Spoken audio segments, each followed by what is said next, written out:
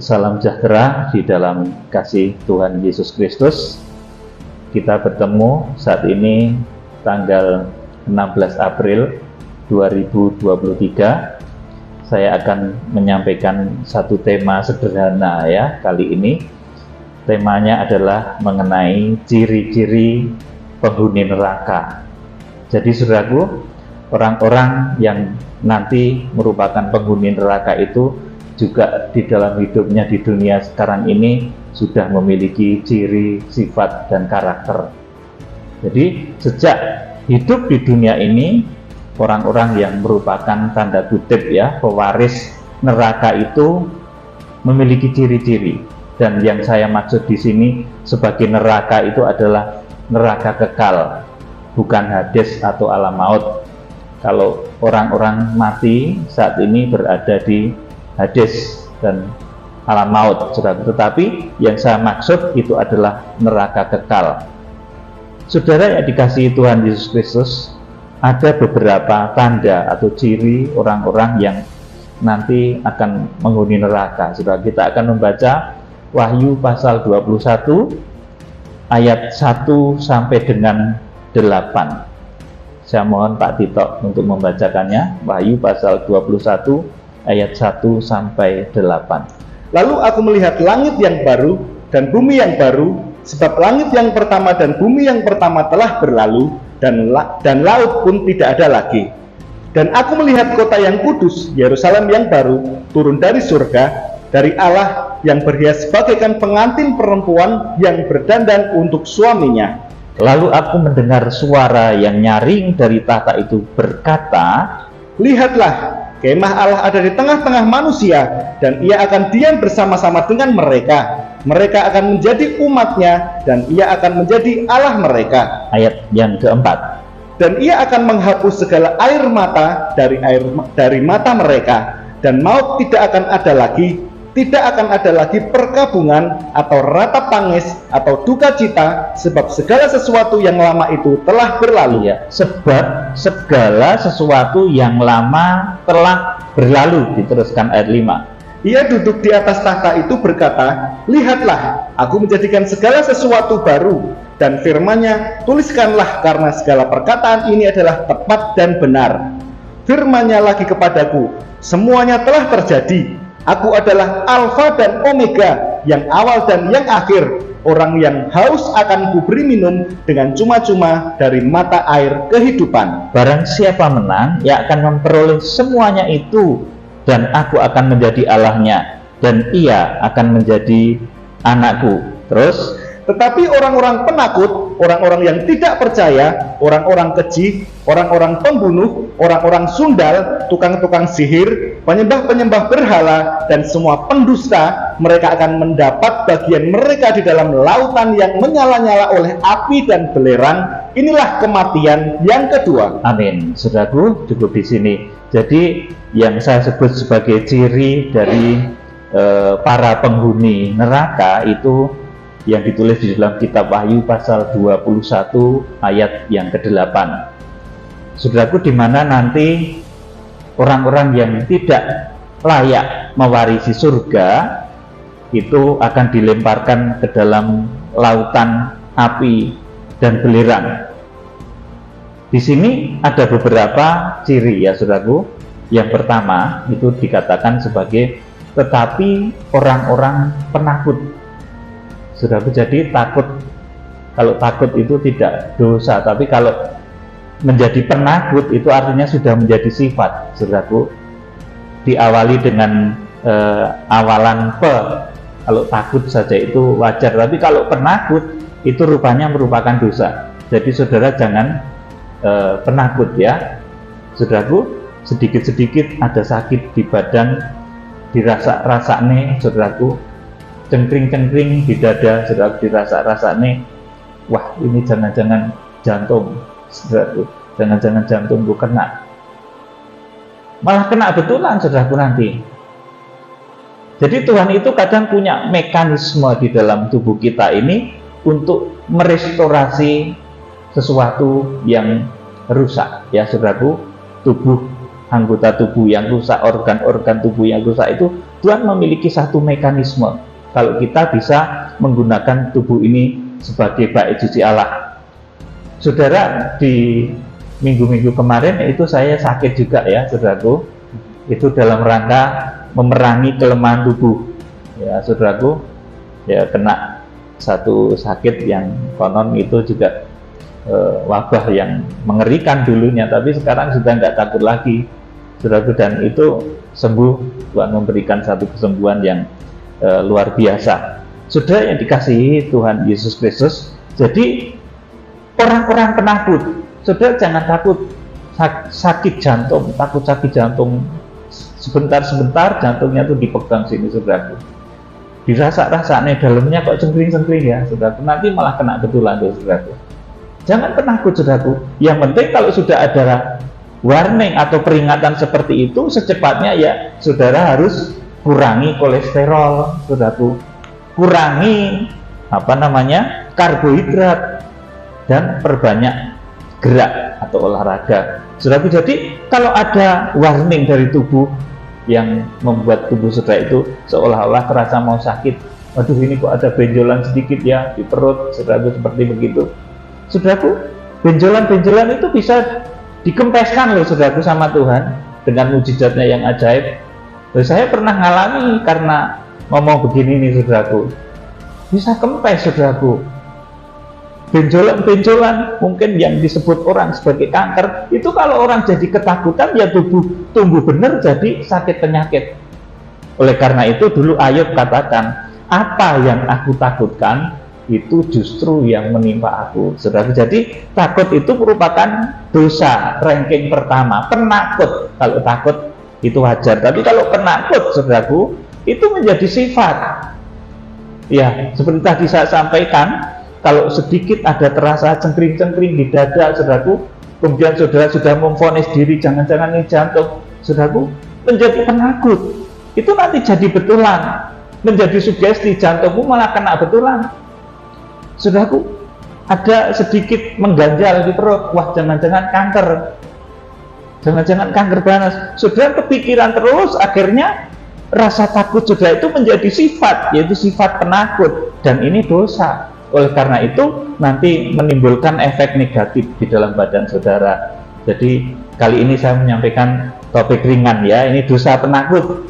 Jadi penakut itu ranking pertama untuk seseorang itu dilemparkan ke dalam lautan yang menyala-nyala oleh api dan belerang. Inilah kematian yang kedua.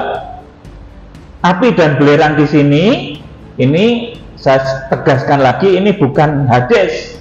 Kalau orang mati sekarang, saudaraku, yang berada di dalam ketidakbenaran itu berada dalam satu alam yang cukup mengerikan juga. Kadang orang sering menyebutnya itu neraka, padahal bukan. Itu namanya alam maut atau Hades. Saudaraku, kemudian orang-orang meninggal yang berada di dalam kebenaran itu berada dalam satu alam yang namanya Firdaus atau Paradise. Saudaraku, jadi mereka belum dibangkitkan dan belum diadili.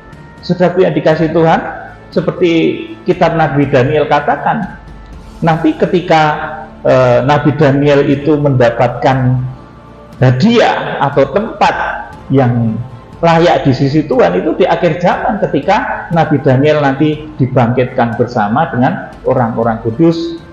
Jadi kebangkitan itu ya bareng-bareng ya, saudaraku, nggak sendiri-sendiri ya, saudaraku, kecuali Tuhan Yesus dia bangkit, saudaraku, luar biasa. Jadi kebangkitan itu bareng-bareng di akhir zaman, saudaraku. Orang kudus itu bangkitnya bareng, kemudian orang yang tidak benar itu bangkitnya juga bareng. Nanti di akhir kerajaan 1000 tahun damai, orang-orang yang tersesat itu bangkitnya di akhir kerajaan 1000 tahun damai. Tetapi orang-orang benar itu nanti ketika Tuhan Yesus Kristus datang, itu dibangkitkan dan mewarisi kerajaan 1000 tahun damai. Tetapi orang lain tidak, dan orang lain yang tersesat itu nanti dibangkitkan di akhir kerajaan 1000 tahun damai itu. Saudaraku, jadi yang saya maksud dengan neraka di sini, orang-orang yang masuk neraka itu neraka kekal ya, yang saya maksud itu bukan Hades ya. Kemudian ini selanjutnya, yang pertama tadi penakut, Kemudian yang kedua, orang-orang yang tidak percaya. Nah, ini juga sangat penting ya saudaraku, apalagi percaya kepada Tuhan Yesus Kristus. Di dalam Kisah Rasul bahkan disampaikan di sana, tidak ada satu nama di kolong langit ini yang kepadanya orang bisa sampai kepada Bapa. Saudaraku, jadi orang-orang yang tidak percaya, tidak punya iman, tidak punya satu optimisme, keyakinan sesuai dengan firman dan Roh Kudus. Jadi kalau kita menghadapi masalah ya saudaraku, orang-orang bilang saat ini pertengahan tahun ini kita akan mengalami tahun-tahun yang susah. Bahkan tahun depan saudaraku ada lagi yang bernubuat tahun 2025. Saudaraku, itu tahun yang betul-betul nanti sulit saudaraku. Tetapi lewat kepercayaan, iman percaya kita akan mengubah saudaraku. Apa yang dikatakan orang sulit, apa yang dikatakan orang mustahil, itu menjadi bisa kita kerjakan. Ini dari hal iman dan percaya kita. Orang-orang yang nyalinya kecil, tidak punya iman percaya, sedikit-sedikit takut saudaraku. Ini erat kaitannya dengan takut tadi saudaraku. Orang-orang yang tidak percaya itu kemudian mudah takut menghadapi zaman yang tidak menentu, menghadapi situasi yang tidak menentu, itu mudah takut. Tetapi orang-orang yang percaya, orang-orang yang punya iman, bahwa sekalipun dunia dilanda resesi, kesulitan ekonomi, bersama Tuhan aku akan tetap bisa mengatasinya. Bersama Tuhan aku akan menggenapi rencana Tuhan di dalam kegerakan Kitab Wahyu ini. Ini Kitab Wahyu saudaraku. Di dalam Fellowship RMC ini bahkan punya visi untuk menjangkau bangsa Israel. Ini kalau tidak punya iman yang kuat, teguh saudaraku, ini kendor saudaraku. Tetapi karena saya dan saudara memiliki iman yang teguh, bahwa itu akan bisa kita kerjakan suatu ketika nanti pada waktu Tuhan. Kita akan menjangkau bangsa Israel dalam kegerakan besar yang namanya kegerakan Buddha Putih. Saudara, kalau sekarang melihat perkembangan dunia, di sana ada perang di Ukraina, di Rusia yang mulai melebar-melebar, saudaraku, senjatanya mulai semakin canggih. Saudara nggak usah takut, karena itu merupakan bagian dari rencana Tuhan. Dan Israel itu nanti akan menerima Tuhan Yesus sebagai Tuhan dan Juru Selamat. Itu Alkitab mencatat setelah perang dunia yang memakan korban 1/4 penduduk bumi. Jadi saudara jangan takut kalau saat ini terjadi peperangan besar di berbagai tempat, di Ukraina dan lain sebagainya. Dunia bergejolak, memanas. Saudara jangan menjadi takut, karena itu bagian dari rencana Tuhan. Saya juga sampaikan bahwa kegerakan Buddha Putih menjangkau bangsa Israel itu bukan di tengah-tengah suasana yang enak dan santai, di tengah-tengah suasana gedung-gedung yang begitu enak, nyaman, full AC, gedungnya luar biasa. Tidak seperti itu saudaraku. Kegerakan Buddha Putih itu nanti terjadi di tengah-tengah peperangan-peperangan. Bahkan Alkitab mencatat itu nanti kita memeteraikan bangsa Israel di Wahyu pasal 7 ayat yang kelima itu, setelah melalui satu perang besar yang memakan korban 1/4 penduduk bumi. Dan keyakinan iman saya itu adalah perang dunia yang ketiga. Sudah yang dikasih Tuhan, jadi kita harus percaya, jangan menjadi orang-orang yang bimbang masa depanmu, bimbang pelayananmu, saudaraku, bimbang tentang wah sesuk tahun depan itu piye, saudaraku, aku duit orang, saudaraku. Kadang kita diperpusing oleh masalah seperti itu, saudaraku. Kita menjadi bimbang, kita menjadi ragu. Kita jangan sampai menjadi orang-orang yang tidak percaya dengan firman Tuhan. Karena firman Tuhan yang saya sampaikan di dalam kegerakan Kitab Wahyu ini merupakan satu firman nubuatan. Kalau ada masa susah, ya dulu saya sudah ngomong beberapa saat yang lalu, tahun yang lalu sudah ngomong akan terjadi masa yang susah, tapi kita tetap percaya. Saudara menjadi bagian dari orang-orang yang dipakai oleh Tuhan untuk kegerakan akhir zaman. Seperti Elia, saudaraku, meskipun di tengah-tengah kekeringan, tetapi tetap ada yang mengirimi berkat. Burung gagak disuruh ngirim berkat, saudaraku. Kemudian saudaraku, janda Sarfat disuruh mengirim berkat. Saudara akan dipakai oleh Tuhan seperti itu, menjadi penggenap rencana Tuhan. Saudara yang dikasihi Tuhan Yesus Kristus, yang kedua ini orang-orang yang tidak percaya, itu tidak akan masuk surga. Saudaraku, mereka akan masuk ke dalam lautan api dan belerang. Orang-orang yang bimbangan, saudaraku, mudah bimbang, orang yakin, saudaraku. Kemudian yang selanjutnya, orang yang akan menjadi pewaris dari neraka, penghuni neraka, orang-orang yang merupakan calon penghuni neraka atau pewaris neraka, itu di sini disebut orang-orang keji. Jadi orang keji itu orang-orang yang tidak punya belas kasihan, ya saudaraku, membunuh dengan keji, saudaraku. Saudara melihat ya, di berbagai tempat manusia-manusia itu mulai memiliki sifat yang keji, membunuh, saudaraku, membunuh, menyiksa orang lain dengan tidak berperasaan. Kemarin saya sempat katakan bahwa di akhir zaman itu memang ada zaman zombie, ya saudaraku, tapi zombie yang saya maksud itu bukan zombie mayat hidup yang seperti di film-film itu, saudaraku. Tapi nanti di akhir zaman itu akan terjadi manusia-manusia hidup tapi tidak punya perasaan. Itu seperti zombie, saudaraku, menyiksa, membunuh, sadis.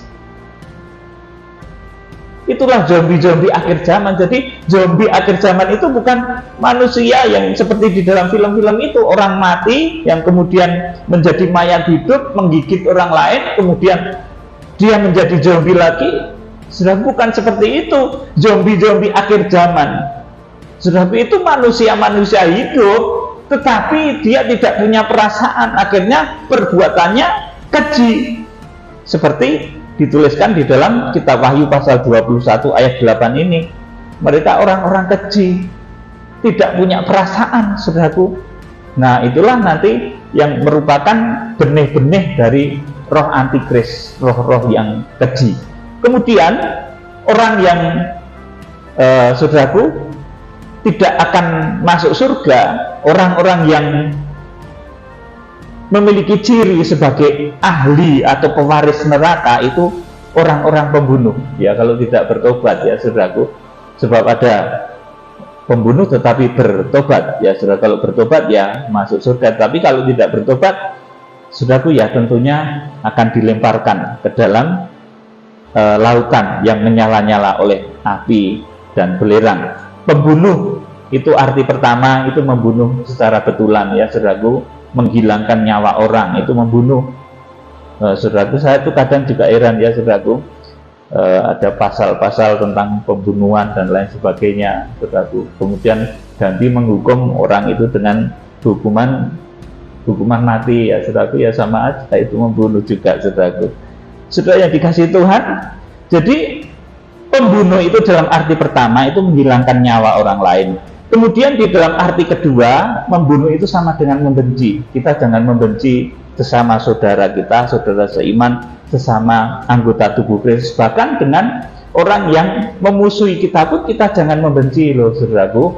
Ini karakter dari orang-orang yang benar itu seperti itu. Kita jangan membenci, jangan membunuh. Membunuh secara rohani itu, saudaraku, membenci itu sama dengan membunuh, saudaraku.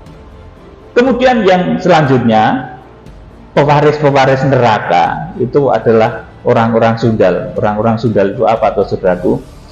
Orang-orang yang kalau secara fisik itu tentunya saudara ngerti, yang namanya sundal itu yang apa namanya, banyak berzina, ya saudaraku, berzina dengan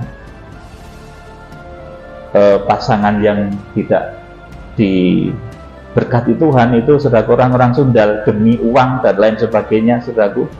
Orang-orang sundal itu kalau tidak bertobat juga mereka akan dilemparkan ke dalam lautan yang menyala-nyala oleh api dan belerang, saudaraku. Kemudian secara rohani, orang yang bersundal itu apa tuh, saudaraku? Itu mendua hati, saudaraku. Satu ketika percaya kepada firman, satu ketika percaya kepada klenik. bahasa Jawanya, maaf ya, pada ilmu hitam, kepada ilmu yang tidak benar ya saudaraku, yang bukan berasal dari Kristus. Itu orang yang bersundal secara rohani itu seperti itu, satu ketika itu ke gereja juga, tapi di waktu lain dia datang kepada dukun-dukun duniawi. Saudaraku, itu pesundal-pesundal secara rohani. Kemudian tukang-tukang sihir. Nah, saudaraku, tukang-tukang sihir ini sudah mudah diterjemahkan ya. Kemudian penyembah berhala. Nah, penyembah berhala, kalau dahulu berhala ya ada patung dan lain sebagainya, saudaraku. Kita enggak menyembah patung ya, saudaraku.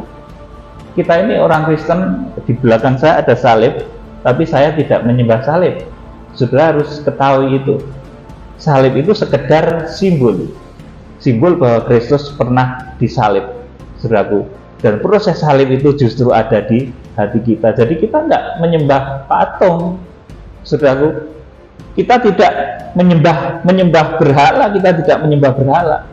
Saudaraku, sebab di sini dikatakan, saudaraku, penyembah berhala itu akan dilemparkan ke dalam lautan yang menyala-nyala oleh api dan belerang. Saudaraku, berhala secara jasmani sudah jelas, ada patung, ada pohon-pohon dan lain sebagainya. Nah, kalau berhala secara rohani, nah itu sesuatu yang saudara berhalakan, itu bisa duit. Saudaraku, orang yang memberhalakan uang, orang yang memberhalakan perasaan, memberhalakan hal-hal duniawi, itu juga pemberhalaan. Sesuatu yang ditempatkan melebihi dari kepentingannya kepada Tuhan itu disebut berhala ya, saudaraku. Jadi sesuatu yang ditempatkan melebihi posisi Tuhan itu menjadi berhala. Saudara yang dikasihi Tuhan, kemudian orang yang merupakan pewaris dari neraka itu selain penyembah berhala, itu semua pendusta. Jadi orang yang sukanya berdusta, bohong, bertebus, itu juga akan dilemparkan oleh Tuhan ke dalam lautan yang menyala-nyala oleh api dan belerang. Jadi saya menyarankan pada saudara ini berulang kali, kalau saudara nggak ngerti nggak usah dijawab menengahi gitu, saudaraku. Diam kalau nggak ngerti. Tapi kalau tahu ya jawab dengan benar. Sebab ciri dari orang yang nanti akan minimal diungsikan itu kemarin kita baca di dalam Wahyu pasal 14 ayat yang kelima, mereka itu tidak berdusta. Mulut mereka tidak berdusta, mereka tidak bercela. Wahyu pasal 14 ayat yang kelima. Jadi kalau saudara ingin diselamatkan dari kesulitan zaman, saudara ingin diselamatkan dari berbagai macam kesulitan yang menghimpit, yang puncaknya nanti masa antikris, saudara harus belajar tidak berdusta. Kalau nggak ngerti, diam. Saudara belajar ya, kita mulai belajar akan hal ini supaya kita tidak dilemparkan ke dalam lautan yang menyala-nyala oleh api dan belerang. Ini Alkitab loh, saudaraku, yang ngomong. Dan ini kitab Wahyu. Kitab Wahyu ini ditulis setelah Kisah Rasul. Kisah Rasul yang menyatakan bahwa di kolong langit ini tidak ada satu nama yang olehnya bisa diselamatkan. Saudaraku, setelah 4 Injil, jadi kitab Wahyu ini menegur kita semua juga. Saudaraku, jangan mentang-mentang, oh saya kan yang penting percaya Tuhan Yesus, gedebas-gedebus tidak apa-apa, yang penting kan percaya Tuhan Yesus. Ya jangan gitu, saudaraku. Nanti ketika saudara gedebus, saudara meninggal, ya saudara akan dilemparkan ke ini lautan yang menyala-nyala oleh api dan belerang. Jadi saudara harus berusaha supaya dalam hidupmu itu jangan ada kata dusta. Sebab dusta itu menghalangi berkat. Saudaraku, sungguh saudaraku, dusta itu menghalangi berkat. Kemudian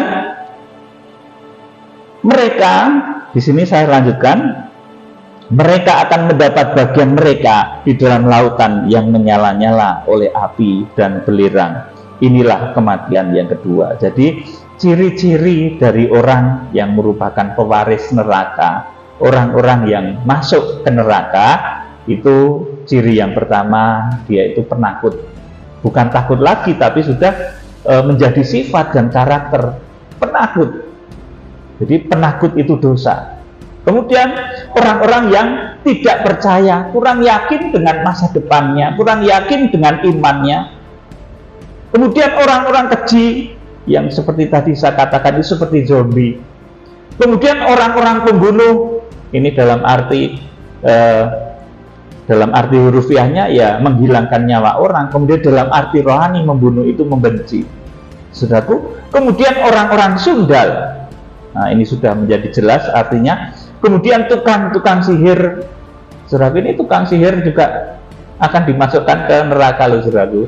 Jangan jadi tukang sihir ya. Ini Alkitab yang ngomong loh, saudaraku, bukan saya. Ini saudaraku, ini tukang sihir, penyembah berhala. Jadi saudara juga jangan menyembah berhala. Dan semua pendusta, mereka akan mendapat bagian mereka di dalam lautan yang menyala-nyala oleh api dan belerang. Inilah kematian yang kedua. Jadi ini yang dimaksud adalah orang-orang yang nanti akan masuk ke dalam neraka itu sifatnya seperti itu. Penakut, tidak percaya, keji, pembunuh, suka bersundal, suka sihir, suka menyembah berhala, dan suka berdusta. Itu ciri orang yang akan menjadi pewaris neraka. Kalau pewaris surga tentunya mereka memiliki hidup yang baru,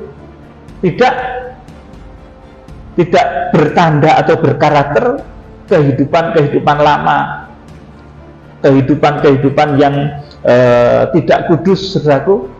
Tetapi orang-orang yang mewarisi surga itu memiliki karakter hidup yang baru.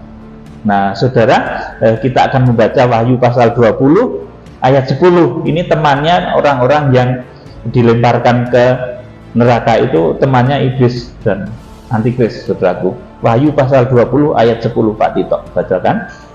Dan iblis yang menyesatkan mereka dilemparkan ke dalam lautan api dan belerang, yaitu tempat binatang dan nabi palsu itu, dan mereka disiksa siang malam sampai selama-lamanya. Amin. Cukup di sini. Jadi teman dari orang-orang yang sukanya tadi penakut, orang-orang yang tidak percaya, orang-orang keji, orang-orang pembunuh, orang-orang sundal, tukang sihir, penyembah berhala, dan orang yang suka berdusta, itu temannya nanti di neraka ya. Itu binatang itu artinya si antikris dan nabi palsu, saudaraku, dan iblis, saudaraku. Jadi rame ya di sana, di neraka itu rame, saudaraku. Saudara yang dikasih Tuhan, kita juga akan baca Wahyu pasal 19 ayat yang ke-20. Ini tertangkapnya antikris dan nabi palsu. Wahyu pasal 19 ayat yang ke-20.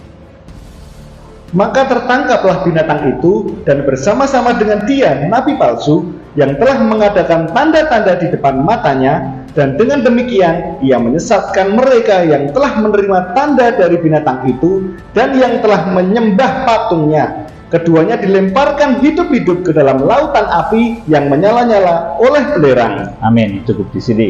Jadi ini antikris dan nabi palsu itu masuk neraka pertama kali ya, saudaraku. Jadi kalau sekarang ini belum ada yang masuk neraka. Yang masuk neraka itu belum ada. Yang ada itu sekarang ini alam maut. Jadi kalau orang mendapat penglihatan, wah seperti neraka, itu belum neraka yang di Wahyu pasal 19 ayat 20 ini. Itu baru Hades, baru alam maut namanya, saudaraku. Saudara yang dikasih Tuhan, saya akan sampaikan kepada saudara supaya kita terhindar dari sifat-sifat buruk dari pewaris neraka dan kita menjadi orang-orang yang mewarisi kerajaan surga. Kita menjadi orang-orang yang layak mewarisi Yerusalem baru, maka kita juga harus menjadi manusia baru, saudaraku, karena yang kita akan terima itu Yerusalem baru. Sedangkan orang-orang yang hidup di dalam dunia lama, saudaraku, yang hidup di dalam kedagingan, dalam manusia lama, itu mereka nggak akan mewarisi Yerusalem baru. Sedangkan orang-orang yang akan mewarisi Yerusalem baru, itu adalah orang-orang yang memiliki hidup baru sebagai manusia baru. Efesus pasal 4 ayat 17 sampai 32. Ini panjang ya, dibacakan Pak Tito. Efesus pasal 4 ayat 17 sampai 32. manusia baru. Ya, manusia baru. Sebab itu kukatakan dan kutegaskan ini kepadamu di dalam Tuhan, jangan hidup lagi sama seperti orang-orang yang tidak mengenal Allah dengan pikirannya yang sia-sia dan pengertiannya yang gelap, jauh dari hidup persekutuan dengan Allah karena kebodohan yang ada di dalam mereka dan karena kedegilan hati mereka. Terus, perasaan mereka telah tumpul sehingga mereka menyerahkan diri kepada hawa nafsu dan mengerjakan dengan serakah segala macam kecemaran. Iya, saya terangkan dulu sedikit di sini. Perasaan mereka itu sudah tumpul.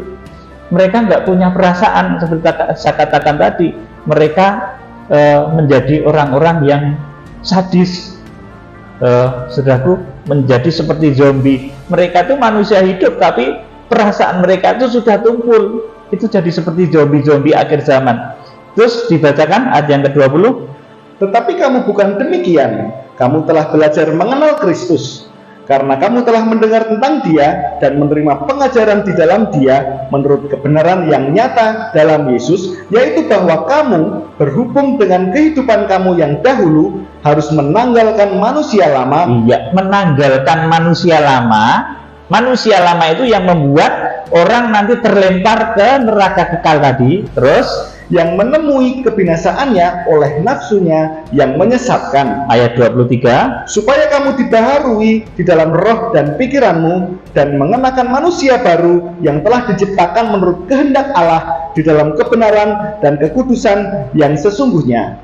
Terus, karena itu buanglah dusta. Iya, di sini diulang lagi, buanglah dusta. Sudah kemarin kita baca di Wahyu pasal 14 ayat 5. Kemudian di Wahyu pasal yang tadi kita baca, para pendusta itu memang bagiannya di neraka. Kemudian terus dibaca, dan berkatalah benar seorang kepada yang lain, karena kita adalah sesama anggota. 26. Apabila kamu menjadi marah, janganlah kamu berbuat dosa, janganlah matahari terbenam sebelum padam amarahmu. 27. Dan janganlah beri kesempatan kepada iblis. Orang yang mencuri, janganlah ia mencuri lagi, tetapi baiklah ia bekerja keras dan melakukan pekerjaan yang baik dengan tangannya sendiri, supaya ia dapat membagikan sesuatu kepada orang yang berkekurangan. Terus, janganlah ada perkataan kotor keluar dari mulutmu. Ya, jangan ada perkataan kotor keluar dari mulutmu, tetapi pakailah perkataan yang baik untuk membangun di mana perlu, supaya mereka yang mendengarnya beroleh kasih karunia. Dan janganlah kamu mendukakan Roh Kudus Allah yang telah memeteraikan kamu menjelang hari penyelamatan. Segala kepahitan, kegeraman, kemarahan, pertikaian, dan fitnah hendaklah dibuang dari antara kamu, demikian pula segala kejahatan. Tetapi hendaklah kamu ramah seorang terhadap yang lain, penuh kasih mesra dan saling mengampuni, sebagaimana Allah di dalam Kristus telah mengampuni kamu. Amin. Cukup di sini, saudaraku. Jadi karena yang kita terima itu nanti Yerusalem baru, semuanya serba baru. Tuhan menjadikan semuanya baru, maka kita juga harus menjadi manusia baru terlebih dahulu. Saudaraku, di sini dikatakan supaya kamu dibaharui di dalam roh dan pikiranmu dan mengenakan manusia baru.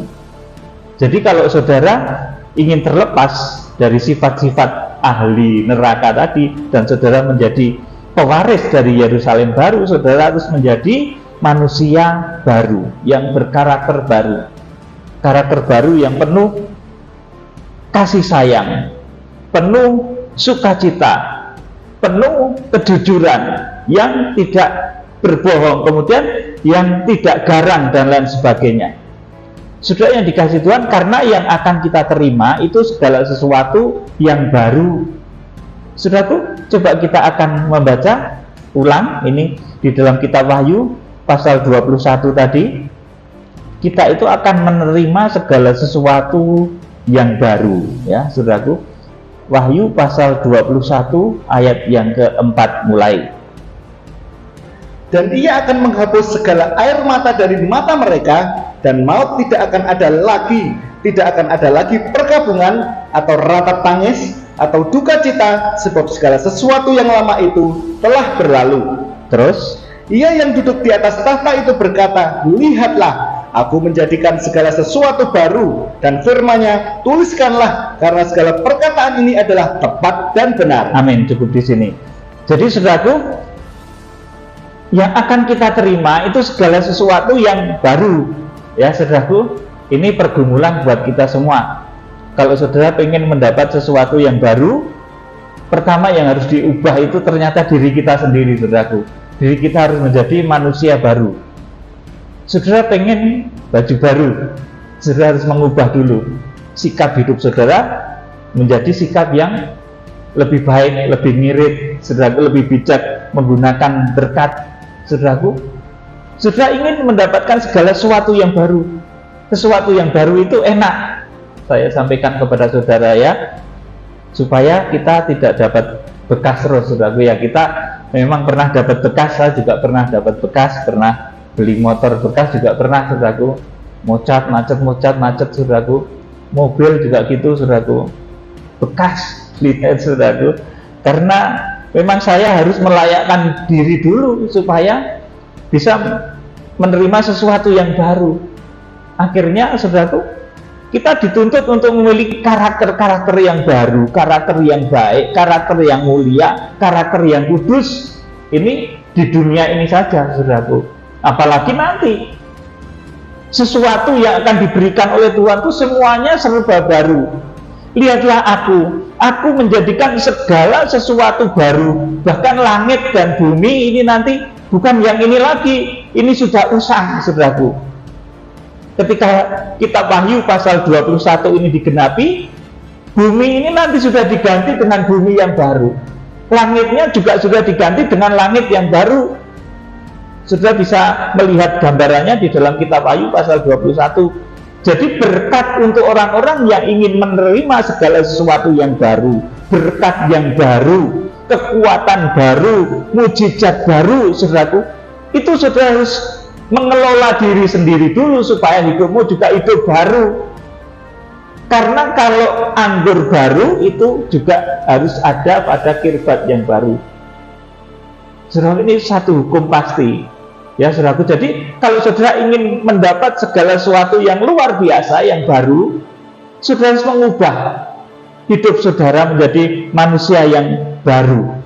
Di dunia ini boleh saudara praktekkan. Kalau saudara mulai bisa mengubah hidupmu yang dahulu suka berbohong menjadi jujur sekali, yang dahulu itu pelitnya minta ampun menjadi murah hati, saudaraku.